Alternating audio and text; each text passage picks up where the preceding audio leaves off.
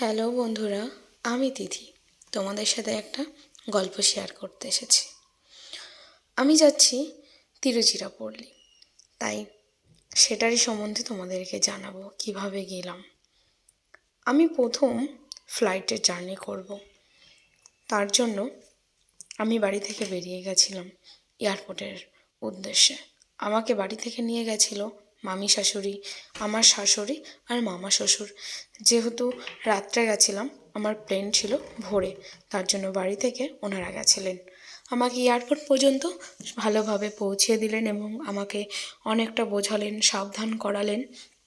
যেহেতু প্লেন জার্নিটা আমার প্রথম ছিল, আমার মনে অনেকটা ভয় ছিল। ওনারা তার জন্য আমাকে বোঝাচ্ছিলেন। আমাকে এখানে যেতেই হতো, বাধ্য ছিলাম আমি এখানে যাওয়ার জন্য। কিছু কাজ ছিল আমার এখানে, তার জন্য আমি গেলাম। আর আমার এই প্রথম জার্নির যে অনুভূতিটা, সেটা তোমাদের সাথে শেয়ার করছি। আমি জানতাম না এয়ারপোর্টের ভিতরে কি কি প্রসেস হয়, সেটা আমাকে বলে দেওয়া হয়। আমি ভিতরে গেলাম, আমার প্রথমে এন্ট্রি হয়, বোর্ডিং পাস হয়, ভিতরে গিয়ে বসে থাকলাম।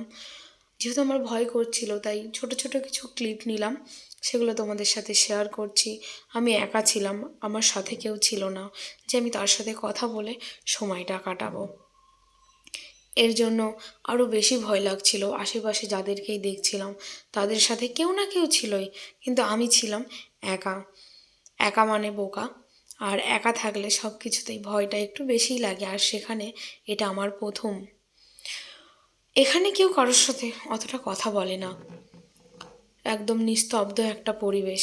এক কথায় প্লেনটা যখন টেক অফ করার জন্য রেডি হচ্ছিল, তখন তো আরও ভয় হচ্ছিল যে এটা টেক অফটা কেমন হবে, আমি সুস্থভাবে পৌঁছাতে পারবো কি না, এটা নিয়েও আমার ভয় করছিল।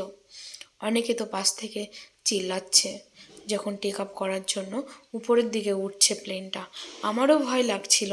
যখন স্পিডটা বাড়ছে, তখন তো আরও বেশি ভয় করছে।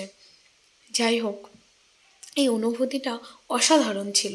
ছিল ভালো লাগা, ছিল মনে ভয়। এই অনুভূতিটা না ঠিক অন্যরকম হয়। যখন আস্তে আস্তে টেক অফটা হচ্ছিল, তখন তো বুকের মধ্যে একটা আচমকা কেমন একটা হচ্ছিল, কিন্তু এই ভিউটা দেখে অনেকটা ভালো লাগছিল। এই ভিউগুলো কখনো তো দেখিনি, হ্যাঁ দেখেছি সিনেমাতে, কিন্তু বাস্তবে এই যে আকাশ নীল সাদা, কখনো প্লেনটা একটু উঠছে একটু নামছে, এগুলো মানে অন্যরকম একটা অনুভূতি দেয় জীবনে।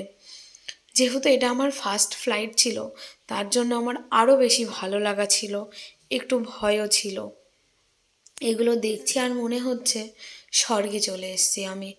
যেহেতু আমি দমদম থেকে তিরুচিরাপল্লী যাচ্ছিলাম, তার জন্য আমার ভায়া ছিল চেন্নাই। চেন্নাই গেলাম, চেন্নাইয়ের কিছু ক্লিপ নিলাম ওখানের এয়ারপোর্টের। খুব সুন্দর এয়ারপোর্টের ভিতরগুলো, আমার তো খুব ভালোই লেগেছে। কিছু পাহাড় দেখেছিলাম, কিছু সমুদ্র দেখেছিলাম, কিছু ঘর বাড়ি দেখেছিলাম। হ্যাঁ, ওখানে বড় বড় ফ্ল্যাটও ছিল, ছোট বাড়িও ছিল। ছিল সমুদ্রর মধ্যে নৌকা, জাহাজ, কিছু মাঠে পশুও ঘুরছিল। মানে এগুলো নিয়ে অসাধারণ একটা জীবনে আমি কিছু অ্যাচিভ করলাম। হয়তো কখনো যদি আমি প্লেনে না উঠতাম, এই অনুভূতিটা আমার হতোই না। আর আমি জীবনে কখনো ভাবিনি যে আমিও কখনো প্লেনে উঠব। আমার সবথেকে যে ভিউটা ভালো লেগেছে, সেটা চেন্নাই থেকে তিরুচিরাপল্লী যখন যাচ্ছিলাম তখনকার ভিউটা।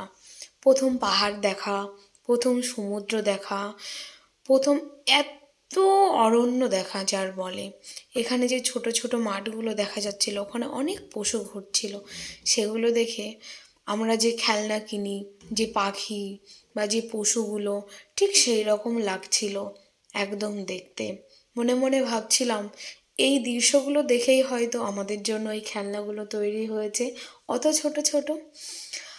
আর তিরুচিরাপল্লীর যে এয়ারপোর্টটা, সেটা তো আরও খুব সুন্দর।